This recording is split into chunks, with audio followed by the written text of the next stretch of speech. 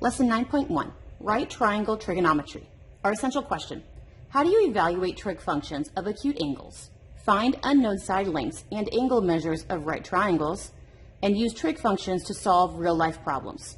There are 4 problems left on the page for independent practice. Let's go ahead and take a closer look at those. So I have a right triangle, so just draw a right triangle. So there's my right triangle. Any one of these acute angles is going to be known as theta, so just make one of them theta.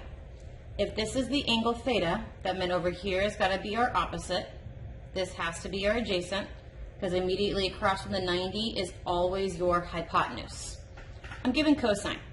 Cosine is 16 over 34. Since cosine is 16 over 34, that means secant is going to be 34 all over 16. Well, what is cosine? Well, this is SOHCAHTOA.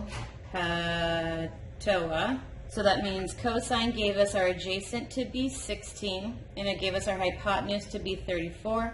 I need to find my missing side, which is the opposite. So a squared plus b squared is going to equal c squared. I know one of the legs. I don't know the other leg, but I do know the hypotenuse. So we're going to go ahead and solve for the missing leg. So b equals 30. So I know that my missing side length of opposite is going to be 30. So found cosine is secant, sine is opposite, which you said was 30 over hypotenuse, which is 34, which meant cosecant is 34 over 30. Tangent of theta is opposite, which is 30 all over adjacent, which is 16, which meant cotangent is 16 all over 30. Now looking at these fractions, I know all of these fractions can be simplified, so let's go ahead and simplify our fractions. So both of these could be divided by 2, and you could get 15 over 17, which meant this is 17 over 15. Both of these can also be divided by 2. This would give you 8 over 17, which meant this was 17 over 8. These could also be divided by 2. This is 15 over 8, which means this one is 8 all over 15. So looking at this, we have a right triangle. So here is my right triangle. It said make any of the acute angles theta. So we're going to make this acute angle theta, which meant this opposite over here. This is the adjacent, and that this right here is my hypotenuse. They gave me sine. So sine was 18 all over 23, which meant cosecant is 23 all over 18. But what does that actually give us? So I know SOHCAHTOA. So they gave us opposite to be 18, so there's my opposite of 18. My hypotenuse to be 23. I'm missing my other side. So we need to do a squared plus b squared equals c squared, where I know leg 1, I do know leg 2, but I do know my hypotenuse. So go ahead and solving for our missing leg. So b is the square root of 205. So my adjacent is the square root of 205, which means we are going to have to rationalize anybody who uses adjacent in the denominator. So cosine is adjacent all over hypotenuse. It's in the numerator, so we're safe, but when we reciprocal it to get our secant, it now needs to be rationalized. So we're going to multiply both sides by the square root of 205. So I get 23 square root of 205 all over 205. Tangent is our opposite, which is 18, all over adjacent, which is the square root of 205. Rationalizing this, you get your answer to be 18 square root of 205 all over 205. If you didn't rationalize it, and this was your answer, your reciprocal would have been square root of 205 all over 18. Let's look at your last 2 problems. So I have a right triangle, so draw me my right triangle. So there's my right triangle. One of the acute angles here has to be theta. You just pick one, so this one's going to be theta. If this is theta, then across is going to be your opposite.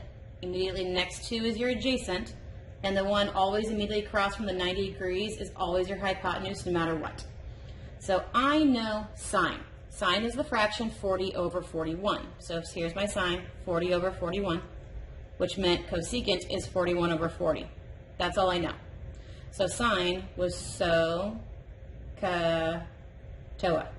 So sine gave me my opposite being 40, and my hypotenuse to be 41. I need to know my adjacent. So we're going to have to do a squared plus b squared equals c squared, where I know one of my legs, I don't know the other leg, but I do know my hypotenuse. So let's go ahead and solve for that missing leg.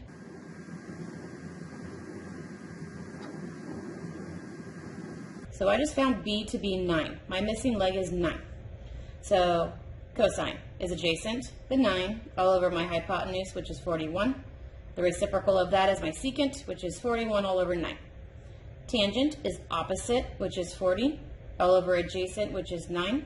The reciprocal of that is cotangent, which is 9 all over 40. Last one. We are given a right triangle. So here's my right triangle. One of these acute angles is going to be theta. I'm going to make this one right here theta. If he's theta, then across from theta is opposite. Immediately next to theta is always your adjacent. And remember, the one always across from the 90 degrees is always your hypotenuse. They gave us tangent. Tangent is 5 over 7. If I know tangent, I immediately know cotangent. But what is tangent? So this is SOHCAHTOA. Tangent gave me my opposite to be 5, my adjacent to be 7. I need to find my hypotenuse. So a squared plus b squared equals c squared, where I knew both of my legs, I did not know my hypotenuse. So let's go ahead and solve for your hypotenuse. So square root of 74 is my missing length of c.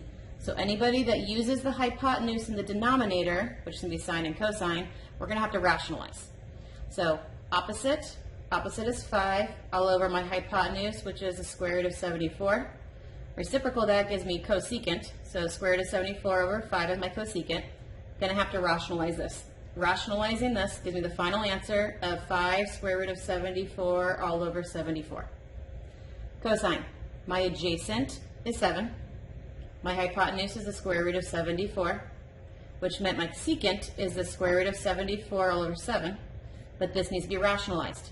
Rationalizing the denominator, we would have had 7 square root of 74 all over 74.